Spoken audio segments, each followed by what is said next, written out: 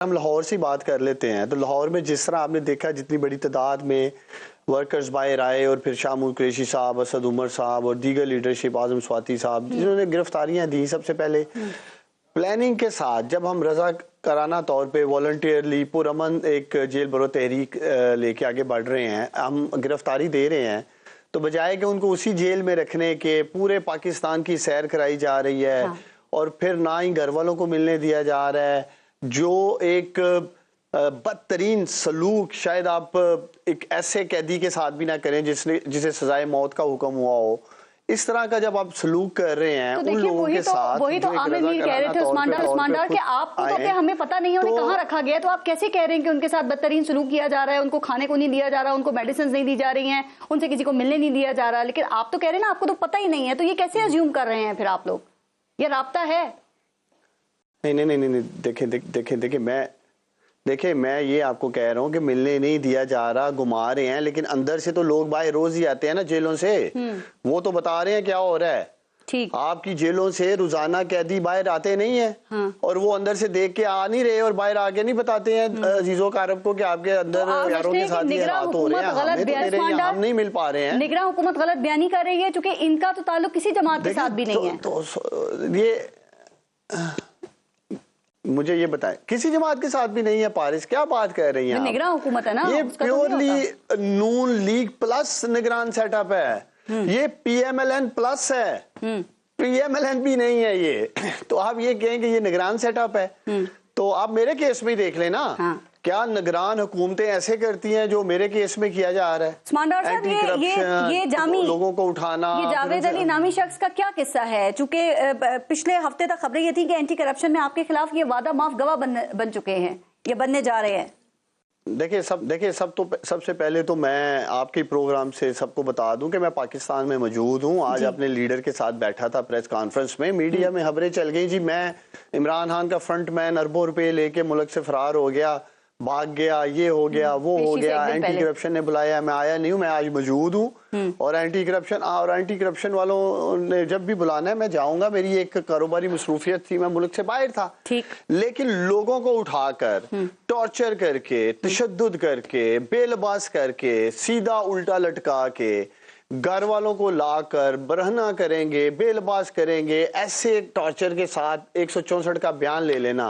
और वो शख्स जो एक ग्रेड 4 की एक चौकीदार की नौकरी कर रहा है। सवाल तो मैं ये उठाता हूँ कि शहबाज शरीफ के मुलाजमीन के अकाउंट से मुझे देना, ज्यादा इनको जबरदस्ती आपके खिलाफ वादा माफ गवाह बनने पे मजबूर किया जा रहा था।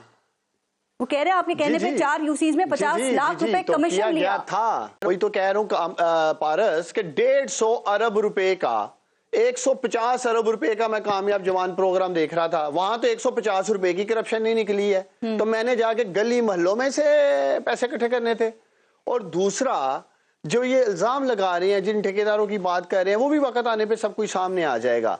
सवाल मैं ये उठाता हूँ कि एक वर्कर को उठाकर ग्रेड 4 की वो चौकीदार की नौकरी कर रहा है, अगर आप सारा उसका 164 पढ़ें कि 3 माह पहले मैं आया हूँ और मैं उस्मान डार का पर्सनल सेक्रेटरी हूँ, 3 माह में बयान भी लिखने वाले कारीगर लोग हैं ना, मतलब लिखना ही नहीं आता, उसने तो दिया नहीं है, खुद से लिख लिया है कि जी मैं 3 माह हुए हैं और मैं उस्मान डार मेरी सर्विसेज से इतना खुश है कि उसने मुझे खुश होकर एक चपरासी की एक चौकीदार की नौकरी दिला दी है। ग्रेड 1 की, ग्रेड 4 की, ये नहीं क्योंकि ग्रेड 16 का अफसर। यही इल्जामात हैं, इसके अलावा आप और इल्जामात भी हैं। और ये जो जावेद अली है, इसको आप कब से जानते हैं? 3 माह से ही जानते हैं या उससे पहले से जानते हैं?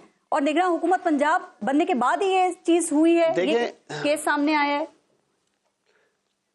देखिए ये एग्जैक्टली एंटी करप्शन महकमे को पूरी तरह इस्तेमाल किया जा रहा है। इसीलिए चेयरमैन तहरीक इंसाफ इमरान खान साहब ने चीफ जस्टिस ऑफ पाकिस्तान से सुओ मोटो की अपील की है। मैं आपके प्रोग्राम में मैं आपके प्रोग्राम में खुद को ऑफर कर रहा हूं कि मेरी इंक्वायरी बंद कमरे में नहीं होनी चाहिए, मेरी इंक्वायरी मीडिया के सामने होनी चाहिए, अवाम के सामने सवालात हो, मैं जवाब दूंगा, मैंने जो करप्शन किया उसके सबूत, जो बैंक अकाउंट अगर पकड़े हैं, कोई ट्रांजैक्शनें पकड़ी हैं, कोई कॉल्स पकड़ी हैं। एक बात मैं बता दूं, शहबाज शरीफ के खिलाफ जो ओपन एंड शट करप्शन के केसेस थे, कुक, माली और ड्राइवर के अकाउंटों से अरबों रुपए पकड़े गए थे। उस्मान डार के किसी मुलाजम के अकाउंट से लाखों क्या करोड़ों क्या अरबों क्या कुछ नहीं निकला। चलें ठीक, सिर्फ ये एक बात, जावेद अली को कब से जानते हैं? लटका के उसे नंगा करके उसे स्टेटमेंट ले लिया।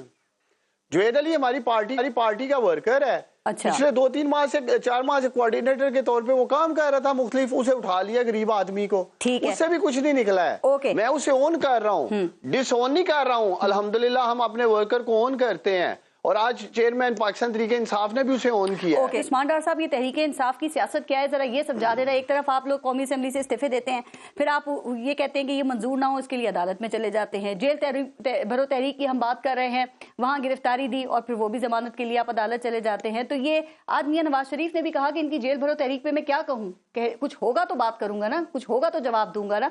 तो ये एक ही वक्त में दो मुतजाद किस्म की सियासत से आपको क्या फायदा हासिल हो रहा है? वैसे तो आपने मियां साहब का नाम लिया है तो ऑन अ लाइटर नोट मेरा ख्याल है मियां साहब भी आ जाएं, इस जेल भरो तहरीक का हिस्सा बने आके। जेल तो उन्होंने जाना ही है, तो चलें पीटीआई की जेल भरो तहरीक का मियां साहब भी हिस्सा बन जाए आके। लंदन से 3 साल से इश्तिहारी हैं, दवाई लेने गए थे, वापस नहीं आज तक आए। मैं हैरान होता हूँ नून लीग वालों से, टॉक शोज में बैठते हैं और इनको वैसे तो प्राइड ऑफ परफॉर्मेंस का अवार्ड मिलना चाहिए इनके कॉन्फिडेंस पे कि लीडरशिप मुल्क से भागी हुई है। पाकिस्तान के तूलो अर्ज में पाकिस्तानी और पारस इनकी हुकूमत है। इनसे ये पूछे कि आपका भगोड़ा चोर लीडर अभी तक वापस क्यों नहीं आ रहा? उसका भाई वजीर आजम है इस मुल्क का। इमरान खान की बात तो छोड़े ना, वो तो पाकिस्तान में ही है। इनसे ये जवाब तलब करे कि भाई मियां साहब आप क्यों नहीं आते? एकाएक का खौफ है क्योंकि इतनी तरीही लूटमार की हुई है, पहले भेज इस दिया पैमाने की लूटमार की है, इतने ओपन एंड शट केसेस हैं कि उन्हें यह है कि भाई मेरा भी नहीं मुझे बचा सकता, इसलिए वापस नहीं आ रहे हैं। अब आता हूं मैं जेल भरो तहरीक पे। देखिए जेल भरो तहरीक हो क्या रहा है, मैं चले सियालकोट की बात करता हूँ चूंकि मेरा जिला है, मुझे उधर की वो तो लिस्ट में ही नहीं है। पहली सियालकोट की जेल की कैपेसिटी है, सुन ले ना, पहले सुन ले, मैं बाकी जेलों का भी यही हाल है जो सियालकोट की जेल का है।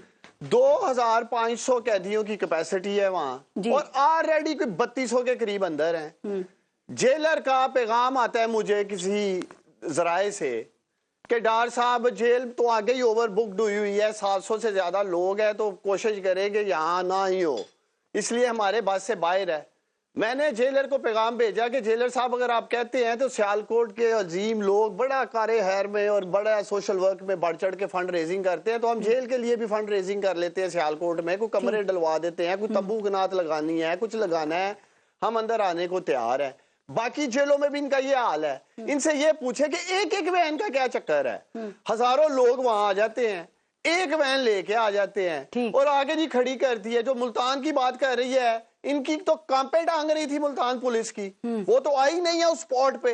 हम तो दिलेरी के साथ अनाउंस करके जाते हैं कि हम फलां चौक में आ रहे हैं, अभी आ जाओ। तो आप भी क्या कह रहे हैं गिरफ्तारी के लिए अगले फेज में? अगर सियालकोट का खान साहब देखे, मैं उस्मान डार आगे होंगे, मेरे ऊपर तो पहले ही पर्चे और मैं तो पहले ही बुरी जमानत पे बाहर घूम रहा हूँ। ये एंटी करप्शन और ये जो झूठे जैली मुकदमात और ये वो, मेरे ऊपर तो पहले ये सारा निजाम चढ़ा हुआ है पंजाब का।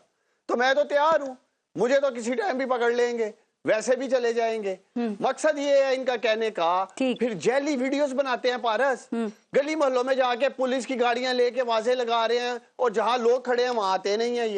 ये खुद घबराए हुए हैं क्योंकि इनकी जेलों की हालात इतने बुरे हैं कि ना अंदर कोई कैपेसिटी है कि ये लोग रख सकते हैं। बात 2-4-6 पकड़ लो, डराने की कोशिश करो और शायद डर जाए। उस्मान डार साहब, मैं बात कर रही हूँ सुप्रीम कोर्ट के हवाले से, तो ये सुप्रीम कोर्ट और अदलिया को जलसों का मौजू तो इमरान खान पे बनाते रहे हैं ना, तो क्या अब हमें यही वजह है कि हमें अदलिया को परखने का यही मयार है कि अगर उनके फैसले हमारे हक में आ रहे हैं और कौन सा जज हमें पसंद है और कौन सा जज हमें पसंद नहीं है? क्या फर्क है आप में और नून लीग में? देखिए पारस सबसे पहले तो ये पीडीएम और खास तौर पे नून लीग के जितने भी गेस्ट आते हैं ना, इनसे हमदर्दी किया करो आप। जो इनके हालात चल रहे हैं, ये बेचारे सारे ज़हनी तवाज़ुन खो बैठे हैं अपना। इनसे ये पूछने वाली बात है कि मियां नवाज शरीफ जो गुजरांवाला जलसे में जनरल बाजवा को लेके बड़के लगा रहा था, वो भगोड़ा तो लंदन में बैठा हुआ था। इतनी हलाकी जुर्रत थी कि पाकिस्तान में रहते हुए मेरे लीडर की तरह इमरान खान पाकिस्तान में बैठ के हर एक को एक्सपोज कर रहा है पारस। उनके लीडर को बाहर क्यों भगोड़े भेजा था? लीडर की तरह नहीं जो लंदन में बैठ के तकरीरें करता है। हाँ, क्यों भेजा पहले था? उसको बाहर से बुलाओ भगोड़े को, पहले भेज दिया, फिर क्या मुकाबला करे ना। ये कौम को पता होना चाहिए। इतना ही है शेर।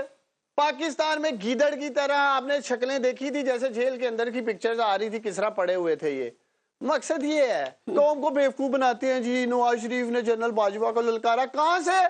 लंदन में फेयर अपार्टमेंट्स में बैठ के जो चोरी के पैसे से लिए हुए हैं, वहां से तकरीरें ललकारते हैं। उन्हें बोलो इमरान खान की तरह आओ, पाकिस्तान में बैठ के एक्सपोज करो जिसकी भी बात करनी है, फिर आपका बयानिया माना जाएगा। ये जो अभी ये क्या कोशिश कर रहे हैं? अभी ये आपने दुरुस्त फरमाया, जनरल बाजवा की तो ये बात नहीं करेंगे, एस्टेब्लिशमेंट की तो ये बात नहीं करेंगे, क्योंकि एस्टेब्लिशमेंट के कंधों पे बैठ के ये आए हैं हुकूमत में। इसलिए अब ये जजेस को टारगेट कर रहे हैं, हमारी काबिले एहतराम अदलिया को टारगेट कर रहे हैं, बयानियां बनाना चाहते हैं। इसका इनको क्या फायदा होगा? टारगेट लग रहे हैं। ये दोबारा मरियम बीबी ने फायदा ये होगा, पुराने पहले नंबर पे सुन ले जरा क्या फायदा है। फायदा ये है, नहीं देखे 1100 अरब रुपया जो डाके डाले थे इन्होंने पाकिस्तानियों के टैक्स के पैसे से, उस केस का फैसला होने वाला है और इन्हें खौफ है कि वो फैसला इनके खिलाफ आएगा और जो रजीम चेंज का ये हिस्सा बने, साजिश का ये हिस्सा बने, उस 1100 अरब रुपए की चोरी को बचाने के लिए वो वापस रिवर्स हो जानी है।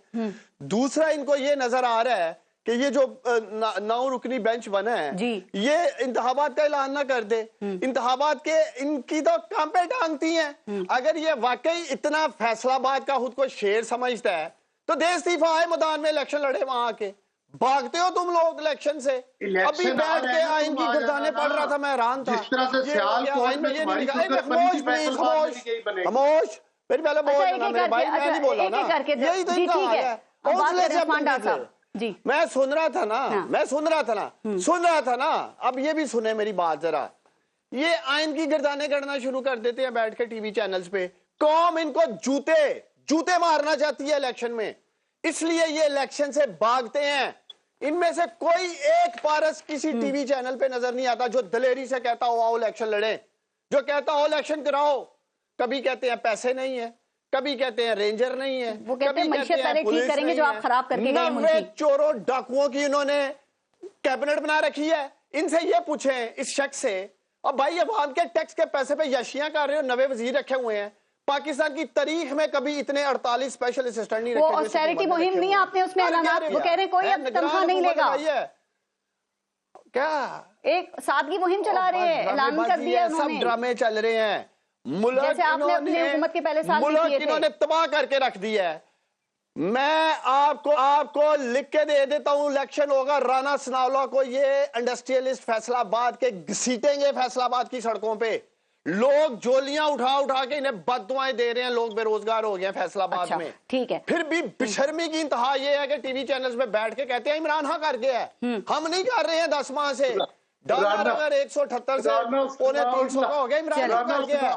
पेट्रोल जो है 150। हौसला कर, अभी शुरू हुआ हूं मैं, हौसला कर, हौसला कर, अभी मैं शुरू हुआ हूं। सुना मैंने तुझे, हौसला कर, अभी सुन रहा मुझे। सुन लो मेरी भाई, सुन लो। फैसलाबाद वाले सुन रहे हैं मुझे, फैसलाबाद वाले सुन रहे हैं। हौसला कर जरा। इंडस्ट्री बंद करके रख दिया इन लोगों ने फैसलाबाद की। मजदूर बेरोजगार हो गया फैसलाबाद में, और ये शख्स टीवी में बैठ के इमरान खान कर रहे हैं। ओके, अच्छा जरा आगे अब थोड़ा सा दे मेरे भाई। अच्छा उस्मान डार साहब, मैंने सुप्रीम कोर्ट का सवाल किया था। अभी राना सनाउल्लाह ने तुम्हारा इलाज करना है, बात जाओ, यकीन करो। अच्छा ये पढ़ने वाले हैं, ये अभी डिसाइडेड है कि अब उस्मान डार का इलाज होगा। और भाई इधर ही है उस्मान डार का इलाज भाई अभी कर रहे हैं, आगे लगे हुए हैं, चले आगे लगे हुए हैं। तो पूरी फिल्म चलने वाली, देखना तो सही। ये टॉक शो में आना छोड़ जाए। लेकिन नवाज शरीफ की तरह नहीं भागूंगा, ठीक, चले तेरे लीडर की तरह नहीं भागूंगा, नवाज शरीफ भगोड़े की तरह नहीं भागूंगा। मुल्क में रहेंगे, तुम लोगों का हर तहज में सामना करेंगे। लाल है वाली बात सुनी हुई है ना। अच्छा रजा रूमी साहब, राना सनाउल्लाह साहब नहीं चलाई। रजा रूमी साहब, तैयारी इलेक्शन की कार चले, जमानत जब्त तो नहीं है, तुम लोगों की जमानत जब्त तो नहीं है, इलेक्शन आ रहा है। चले जरा थोड़ा सा आगे चलते हैं, इलेक्शन में देखा जाएगा किसकी जमानत। आप लोग रजा रूमी के हौसले का इम्तिहान ना लें। राना सनाउल्लाह से जो तुम लोगों को तकलीफ है ना, उसने तुम्हारा भी इलाज किया, तुम्हारे उस सियासी बाप का भी इलाज किया है। तो आप इंतकाम ले रहे हैं, इसका मतलब? इसका प्लस्तर ही नहीं खुल रहा। ये सियासी इंतकाम है मतलब? डर के मारे प्लस्तर ही नहीं खोल रहा। फिर बदले ले रहे हैं आप? बैठा हुआ घर के अंदर रख के।